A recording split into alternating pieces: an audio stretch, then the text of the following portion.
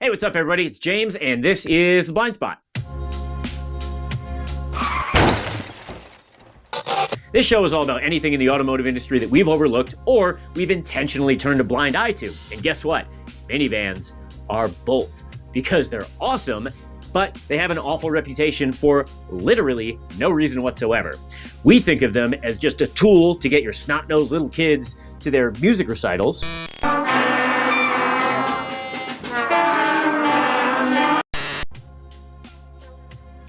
Anyways, minivans helped revolutionize American motoring, and minivans helped bring back one of the great American auto manufacturers from the brink of bankruptcy. They're awesome. Before the minivan in the 1950s, 60s, and 70s, the only option for families that needed a lot of space was the station wagon. There were definitely vans available, but they were big, cumbersome vans that drove like tugboats, and there were also SUVs like the Dodge Ram Charger, but they drove like big trucks because they were just big trucks with 3-season porches built on the back. During that time period, Ford Motor Company employed two really important people, an engineer named Hal Sperlich and their president, Lee Iacocca, who was played by the Punisher in the movie Ford vs. Ferrari, but this is what he looked like, and it probably would have been a better casting choice to cast either Joe Pesci from My Cousin Vinny. What'd I say? What? Or the old guy from Up. But anyways, these guys were the automotive dream team. They developed the Ford Mustang, and they were the guys that convinced Henry Ford II to go racing at Le Mans, which resulted in one of the sexiest sports cars ever, the GT40. If you're wondering what a GT40 has to do with the minivan, kind of a lot, because Hal Sperlich took a job as the VP of truck operations for Ford in the 1970s in the middle of the oil crisis. So he imported smaller pickup trucks from Japan through his relationship with Mazda, and that's when he realized that a smaller, more efficient, easier to drive van would appeal to millions and millions of people, and no one had thought of it yet. The Sperlich and Iacocca dream team pitched the idea of a smaller, more luxurious car-like van that was more economic and fit in your garage to Henry Ford II, and he loved it, and they made billions and billions of dollars. The end. I'm just kidding. Henry Ford II didn't like the idea and didn't want to go through with it. And at that time period, he was actually butting heads with the automotive dream team over a whole bunch of different stuff. And eventually, Hal Sperlich kind of quit, kind of got fired, maybe somewhere in the middle, doesn't matter. What's important is that he went to work for Ford's direct competitor, Chrysler, as their VP of styling and product planning, and he took Iacocca with him. Who's coming with me, man? When the two got there, they found out that Chrysler was in complete financial ruin and on the brink of bankruptcy.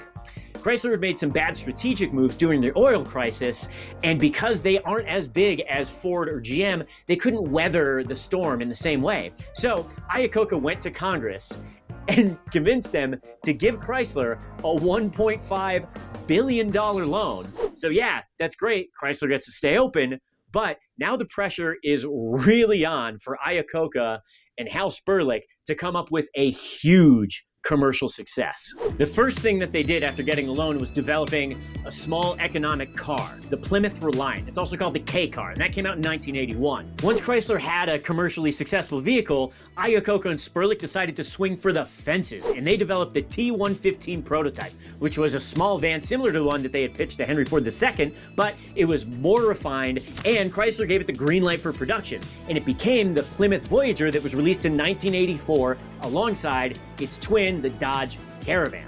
The coolest part about this is that Lee Iacocca branded this new class of vehicle the Magic Wagon. It's the Plymouth Voyager, the Magic Wagon. Magic Wagon. Magic Wagon. You've got to drive it to believe it. Right. The Magic Wagon is an awesome name, and Lee Iacocca even had Magic Wagon stamped on the number plates inside the doors in 1984, but the press called them minivans because they're vans and they're just, you know, mini. The minivan, or Magic Wagon, was something totally new to the public. It had more space than any other passenger vehicle. It seated 7. It had a giant sliding door on the back, which was awesome, and it drove like a car because it shared a ton of components with a car, the Plymouth Reliant. And it was $2,000 cheaper than the Crown Victoria wagon, which $2,000 is a lot of money, anytime, but this is 1984 dollars. The Crown Vic wagon was only $11,000. That means it was almost 20% cheaper than the Crown Vic wagon.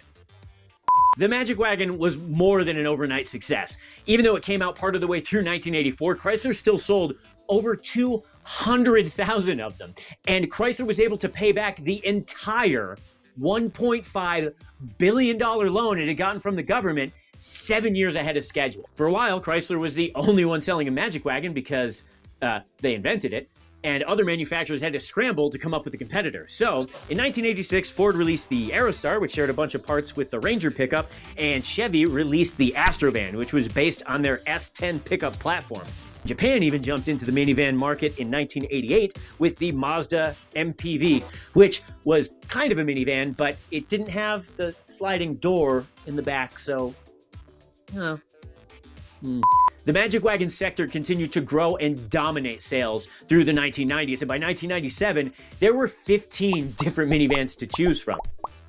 The Magic Wagon was also starting to develop a little bit of an image problem. Virtually all of the marketing focused on how great vans were as family vehicles, and after more than a decade of being told that these beautiful vehicles were just for families, we started to believe it. And to make matters worse, SUVs like the Jeep Cherokee were now smaller, better handling, more refined, and more comfortable than ever before. And they were being advertised as fun, capable vehicles for adventurous parents who also needed to bring their kids to soccer practice. I told the guys I bought this Jeep Cherokee Laredo because it was tough and aggressive. But I didn't tell them the reason I wanted something so rugged and dependable was so I could take my best buddy fishing. Daddy, look what I caught. Hey, come here. Look at that. The minivan ads from that era basically just say, minivans, they're a thing. And the Jeep ads from that era tell you that if you buy a Jeep, your friends are going to be jealous of you and your children are going to love you more. By the early 2000s, minivans were officially super uncool, and for some reason, O-Town was.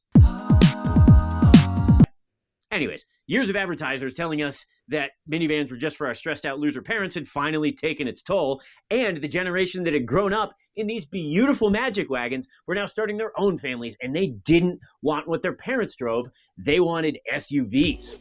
The economy was good and fuel was cheap. Chrysler and Dodge moved on and developed the Dodge Durango, which was an SUV based on the newly redesigned Dakota pickup. And what's worse is that it became cool to actively hate minivans. The sentiment towards minivans became, if everything sucks about your awful, stressful family life and you've given up on all your dreams, then the minivan is for you.